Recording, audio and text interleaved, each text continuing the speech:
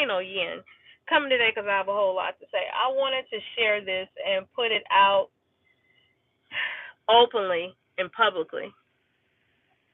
If no one ever clicks on this video, but I have to say it and use this platform.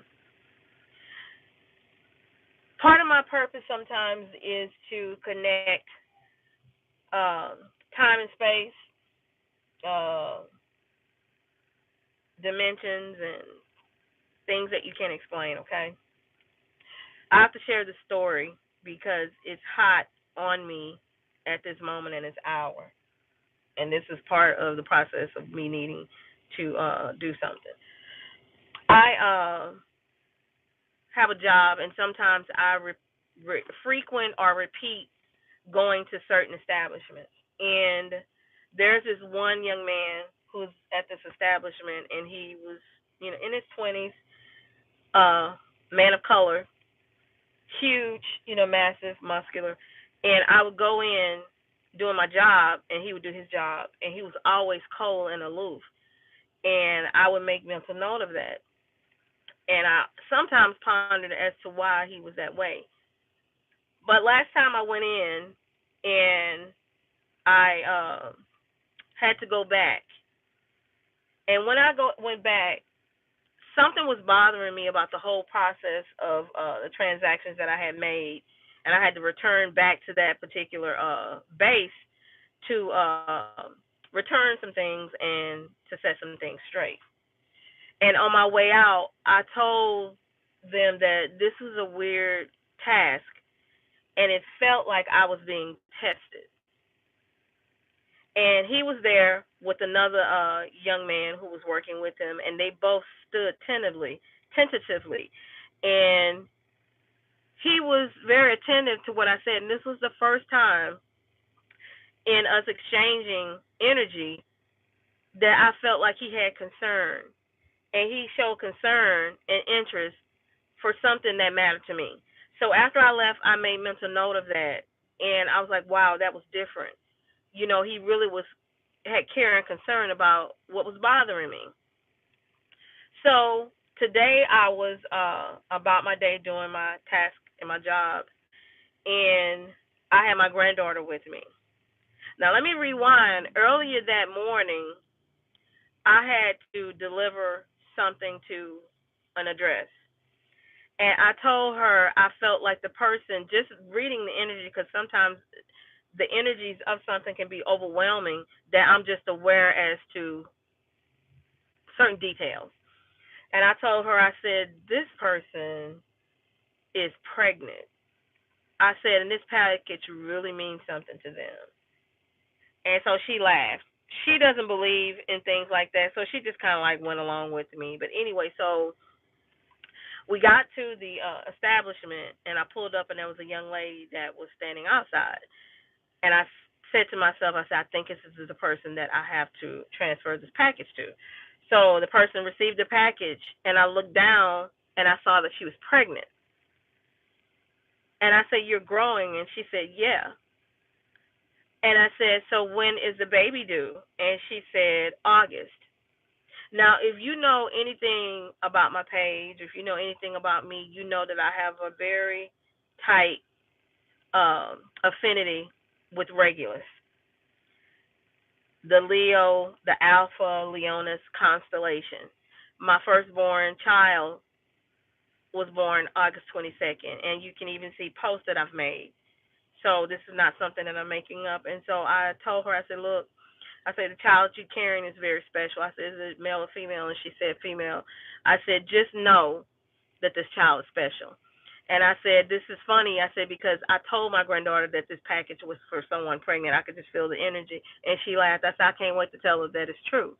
So I got to the car or whatever. So that was the first thing. And I figured that happened so that, because I told my granddaughter a couple of weeks ago, because she doesn't believe in the things that I believe in, and because she's my first grand, that my desire was for the cosmos and the universe to allow things to happen so that she could unequivocally see exactly that there's something that can't be explained, and she'll either at that point believe or not believe. But I needed to do that because she was the first grand of my bloodline. So as that began to transpire and that ended, we get to the situation where later in the day I have a situation where I have to deliver another package. And we did so. And I say, well, I'm ready to quit. I said, if we get to the grocery store and I don't have any alerts that I have more packages to pick up, I say, we're going to be done for today. I said, but if not, we're going to take it. And one popped up and I took it. And it was for this establishment where I saw this young man that I was telling you about. Get there, his supervisor was there, and like I always do, we have this report. And I asked, I said, "Well, are you okay today?" And she said, "No, not really." And she was like, she was at the brink of tears, and I was like, "Well, what's going on?" She said, "Come in." She said, "I'll tell you." And so I went in, and she told me that that young man was dead, and I knew immediately that this was just not me getting some information. That all of this had transpired to get up until this point. And so she said that she was disheveled and she was shaken up because the last day that he was at work was Friday, I believe, or Thursday evening. She had to write him up. And she felt bad about it because now he had passed away. And I said, well, I can't tell you how to feel. I said, but, try to navigate towards what will help you cope with not blaming yourself. And so I asked for more details, and she didn't have any details. And so I don't usually get caught up in things or get my emotions caught up in things because you remember this was a person that wasn't very nice to me. So it wasn't like we had this lengthy history of this report that we created, and now I was concerned. This was a person that appeared to not care about me except for that last incident that we had together. So I knew that it was more than just me hearing about it, that everything that transpired up until that point was to lead me to this point of understanding. And so I began to search and investigate to find out more information. And when I searched, I found one thing, but when I clicked it, it turned out that the article was gone. And it kept happening over and over again. And so I felt like the internet was being cleaned up of the previous media post, and there's no reason and cause for his death. And his parents haven't shared that, and that's their personal right to do that. But as time persisted and I kept investigating, because I have this connection with things that can be seen that may no longer be living, because this has happened to me before. I've had dreams about someone who passed away that I haven't seen for 30 years, and have information about them that I should not have. So this was no different. And then it came to me that his energy is not okay with how the details of what happened to him are being shared.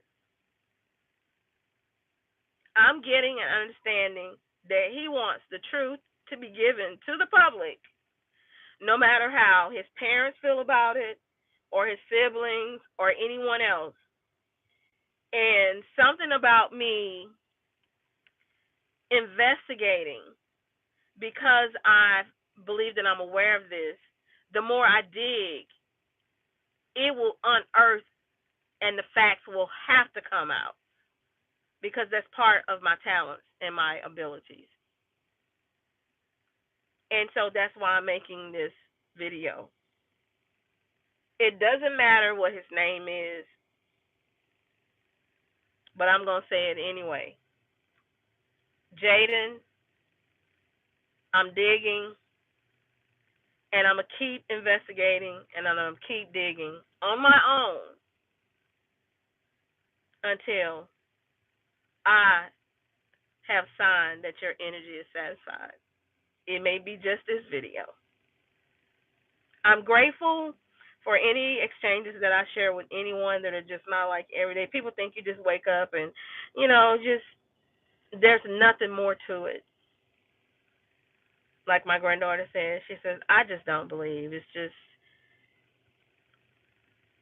but you didn't even know him. I said, I don't have to know him in the manner in texting what you're using.